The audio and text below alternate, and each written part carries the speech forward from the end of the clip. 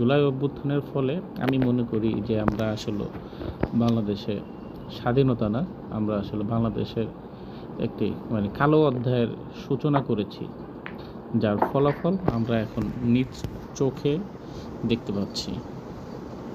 এটা খুবই মর্মান্তিক একটি বিষয় যে আমরা সবাই বুঝতে পারছি, বাট কেউ আসলে কিছু বলতে পারছি না। সবাই অনেক ভীত।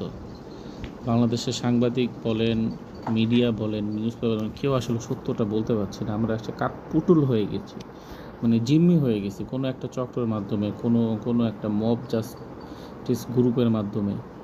ঠিক আছে? সো এই বিষয়টা হওয়ার কারণ কি, ঠিক আছে, বা কেন হচ্ছে, এটার যদি সঠিক ব্যাখ্যা চান, আমার কাছে কেন জানি মনে হয় আইন শৃঙ্খলা বাহিনী অনেক দুর্বল হয়ে পড়েছে। ওদের মেরুদণ্ড আসলে ভেঙে গেছে। এটা যথেষ্ট কারণ আছে। জানেন, জুলাই অভ্যুত্থানের ফলে যে পরিমাণ নিরপরাধ পুলিশ মার্ডার হয়েছে, ওটা যেহেতু বিচার হয়নি, সো এটা না হওয়ার কারণেই আইন শৃঙ্খলা যে মেরুদণ্ড, এই মেরুদণ্ডটা ভেঙে গেছে।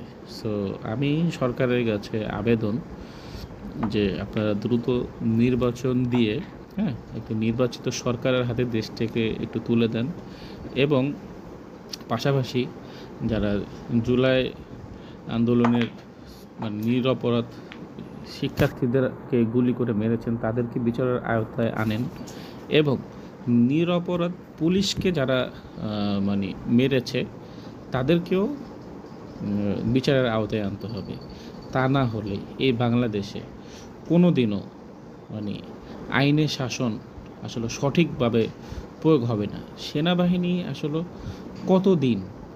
কতদিন তারা তাদের ক্যান্টনমেন্ট থেকে বেরিয়ে বাংলাদেশের সেবা করবে, বাংলাদেশের জনগণের পিছে রাস্তায় পুলিশের মতো দৌড়াদৌড়ি করবে, বা এরকমভাবে তারা করবে। আসলে এটা সম্ভব না। সেনাবাহিনীর কাজ হচ্ছে দেশের সীমান্তে শত্রুর মোকাবেলা করা, দেশের বাহিরের শত্রুর সাথে তারা মোকাবেলা করা। এখন দেশের যে আইন শৃঙ্খলার যে বিষয়টা, এটা আসলে সেনাবাহিনীর কাজ না, এটা হলো পুলিশের কাজ। আর পুলিশ তাদের মেরুদণ্ডটা ভেঙে গেছে, কারণ হচ্ছে তারা তাদের কলিগ হত্যার, তাদের ভাই বেরাদার, আত্মীয় স্বজন হত্যার বিচার পায়নি। দ্যাটস ওয়াই আইনটা এখন মেরুদণ্ডহীন একটা আইন হয়ে গেছে।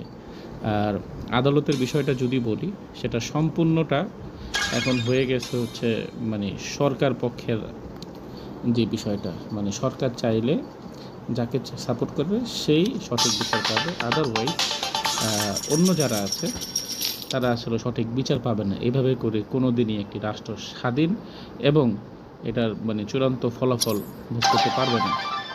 সো আমি আশা করব আপনারা আমার মতো একমত হবেন, এবং যদি আপনাদের মতামত থাকে, আপনারা ভালো পরামর্শ এই ভিডিওর মাধ্যমে আমাদেরকে জানাবেন।